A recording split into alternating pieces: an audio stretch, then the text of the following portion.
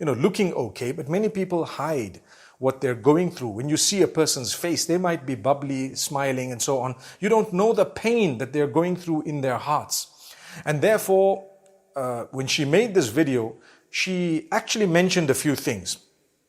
It was good that she mentioned a few things because we can actually address this matter.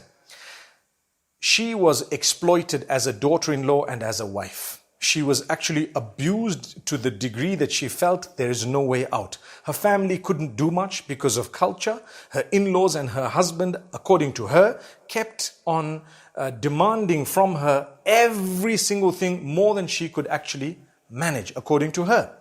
So what was the problem? The problem is when we get married as Muslims, the boy is supposed to give the girl, the groom is supposed to give the bride what is known as a mahr. Mahr is a gift of whatever she demands, whatever she asks, whatever her family would like.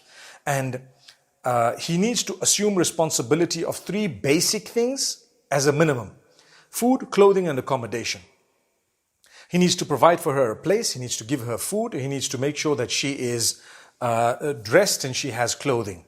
That's the minimum he must assume responsibility of. If a man cannot afford that much, he should not get married. The Prophet ﷺ says, Ya ma'shara al-shababa man istata'a minkum al-ba'ata falyatazawwaj.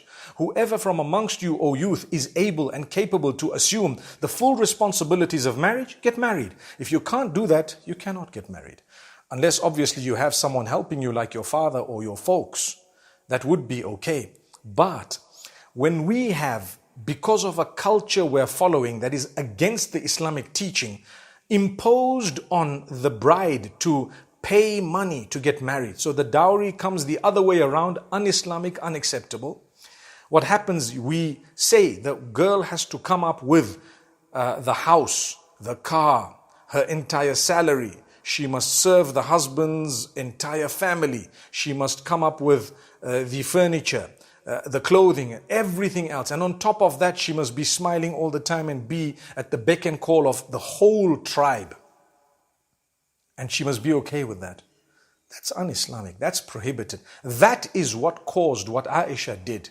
And that is haram. Let's never blame Islam for something that Islam has prohibited, and people have done it who may have been Muslim, but that culture needs to be addressed and it needs to be modified because it is wrong.